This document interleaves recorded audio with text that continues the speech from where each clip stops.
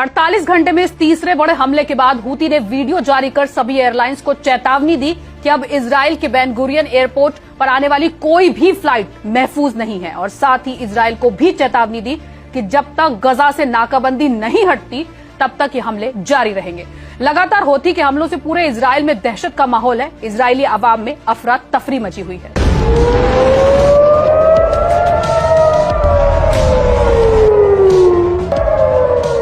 وتعد هذه العملية هي الثالثة خلال 48 ساعة।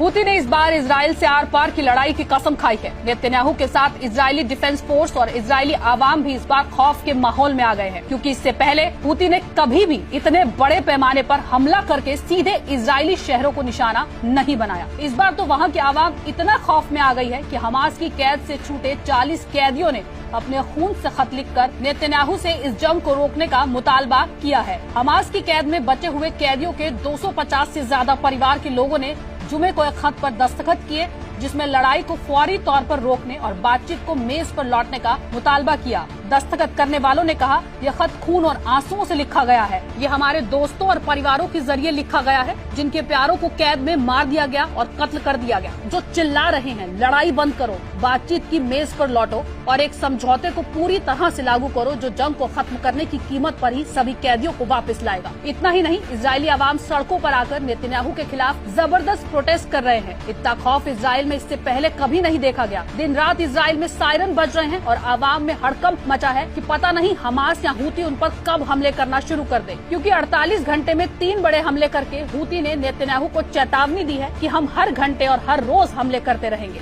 Houthi समूह ने हमले की जिम्मेदारी लेते हुए इजरायली एयरपोर्ट पर आने वाली सभी एयरलाइंस को चेतावनी दी है कि इजराइल का बेन गुरियन हवाई अड्डा अब महफूज नहीं है। हूती स्पोक्सपर्सन याह्या सारी ने वीडियो जारी कर कहा कि हमने फिलिस्तीन 2 मिसाइल से बेन गुरियन एयरपोर्ट पर हमला किया, जो कामयाब रहा और ये हमारा 48 घंटे के दरमियान तीसरा हमला है। استهدفت القوة الصاروخية مطار بن غوريون في منطقة يافا المحتلة، وذلك بصاروخ باليستي فرط صوتي، وتعد هذه العملية هي الثالثة خلال 48 ساعة।